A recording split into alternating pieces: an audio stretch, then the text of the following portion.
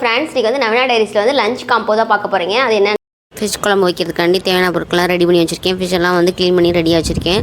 அதுக்கப்புறம் வந்து மண் சட்டியில் தான் வந்து மீன் குழம்பு வந்து நான் செய்ய போகிறேன். இதுக்கு வந்து ஜஸ்ட்டு ஒரு கிளிப்பிங்ஸ் தான் நான் ஆட் பண்ணியிருக்கேன். டீட்டெயிலான ரெசிபி தனியாக நிறைய மீன் குழம்பு ரெசிபி போட்டிருக்கேன், அதில் பார்த்துக்கோங்க. இதுக்கு வந்து லஞ்ச் காம்பவுண்ட்னால ஜஸ்ட்டு ஒரு கிளிப்பிங்ஸ் தான் ஆட் பண்ணியிருக்கேன்.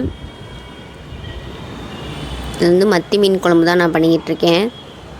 இது வந்து ஒரு ஸ்லோ ஃப்ளேம்லேயே ஒரு 10 மினிட்ஸ் வந்து வேக வச்சு எடுத்துக்கிட்டிங்கன்னா மீன் குழம்பு வந்து ரெடி ஆயிரும்.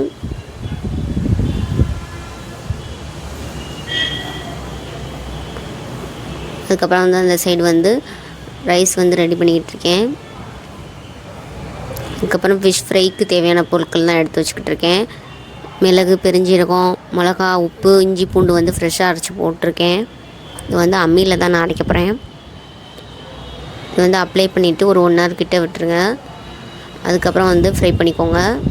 டீப் ஃப்ரை வேணுனாலும் பண்ணிக்கலாம், எப்படி வேணாலும் பண்ணிக்கலாம். அதுக்கப்புறம் வெஜிடேரியன் சாப்பிட்றவங்களுக்காண்டி வெண்டிக்காய் பச்சடி வந்து பண்ணிக்கிட்டு இருக்கேன். என் மச்சானுக்கு வந்து வெண்டிக்காய் பச்சடி பண்ணிக்கிட்டு இருக்கேன். அவங்க வந்து வெஜ்ஜு தான் சாப்பிடுவாங்க. அது வந்து வெண்டிக்காய் பச்சடி வந்து இந்த சைடு வந்து பண்ணிக்கிட்டு இருக்கேன்.